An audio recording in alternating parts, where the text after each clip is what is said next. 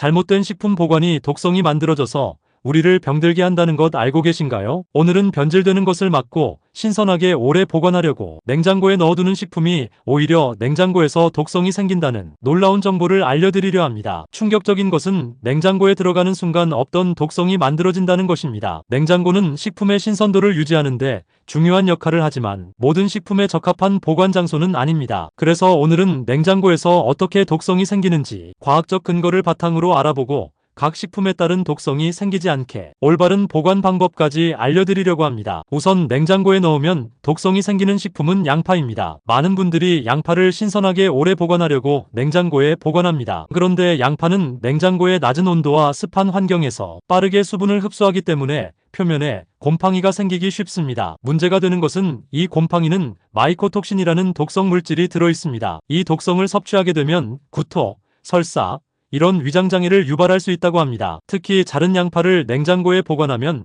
수분과 접촉하면서 부패 속도가 더욱 빨라지고 곰팡이뿐만 아니라 박테리아가 번식할 가능성도 훨씬 높아진다는 연구 결과가 있습니다. 저도 양파를 잘라서 밀폐용기에 보관해 두고 사용해 봤는데요. 엄청 빨리 상하더군요. 그렇다면 양파는 어떻게 보관해야 좋은가? 가장 좋은 방법은 양파를 껍질째 냉장고가 아닌 통풍이 잘 되는 서늘하고 어두운 곳에 보관하는 것입니다. 이렇게 보관하는 것이 냉장고에 보관하는 것보다 양파의 신선도가 오래갈 뿐만 아니라 독성이 생기지 않는 보관 방법입니다. 냉장고에 보관하면 독성이 생기는 식품 두 번째는 마늘입니다. 마늘 역시 냉장고에 보관하면 독성이 생기는 위험한 식품 중 하나라고 알려져 있습니다. 그 이유도 냉장고의 습한 환경이 마늘의 곰팡이의 번식을 촉진하기 때문이라고 합니다. 문제는 특히 마늘에 자주 생기는 곰팡이 종류 중 일부는 아플라톡신이라는 강력한 발암물질이라는 것입니다. 이러한 발암물질을 섭취하게 되면 암이 발생할 위험이 훨씬 더 높아진다고 하는데 또한 마늘은 산도가 낮은 식품이기 때문에 클로스트리디움 보톨리듐이라는 식중독균이 번식할 가능성도 높아집니다. 이 식중독균은 매우 강력한 독소로 가장 치명적인 신경독을 생성하는 박테리아로 알려져 있습니다. 마늘을 냉장고에 보관하면 이런 식중독이 번식할 수 있어서 심각한 건강 문제를 유발할 수 있습니다. 마늘도 냉장고보다 껍질을 벗기지 않은 상태로 통풍이 잘 되고 건조한 곳에 보관하거나 다져서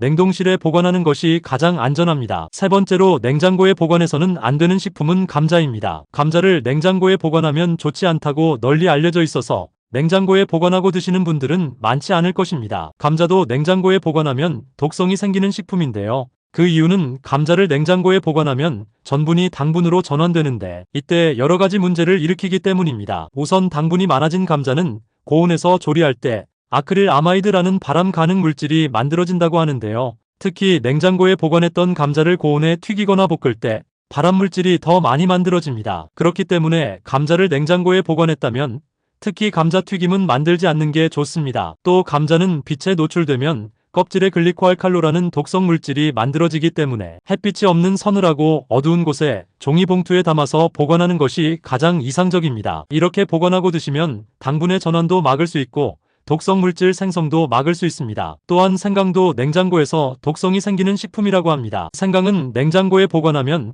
표면에 곰팡이가 생기기 쉽기 때문입니다. 또 토마토도 낮은 온도에 두면 토마토의 세포막이 파괴되면서 특유의 맛과 질감을 잃게 합니다. 또 있습니다. 열대 과일인 바나나도 냉장고에 보관하면 껍질이 검게 변하고 맛이 없어집니다. 또한 올리브 오일도 신선하게 보관하려고 냉장고에 두면 굳어지면서 원래의 향과 맛을 잃게 됩니다. 이렇게 식품들은 각기 다른 보관 방법이 필요합니다. 무조건 냉장고에 넣는다고 신선하게 오래 보관하는 방법이 아니고 오히려 냉장고에서 독성이 만들어지고 있는 식품이 있습니다. 그러면 어떻게 하면 식품을 안전하고 신선하게 보관할 수 있을까요? 먼저 식품별로 적정 보관 온도와 장소를 확인하는 것이 중요합니다. 예를 들어 채소나 과일은 각각 보관 요구 사항이 다르므로 이것을 고려해서 냉장 보관 여부를 결정해야 합니다. 또한 식품을 냉장고에 보관하기 전에 깨끗하게 씻어서 물기를 제거하고 밀폐용기에 담아서 보관하면 신선하게 더 오래 드실 수 있습니다. 식품은 식품별로 보관하는 방법을 달리해야 박테리아의 번식을 막고 더 오래 신선도를 유지할 수 있을 것입니다. 또 냉장고 내부 온도를 정기적으로 점검하면서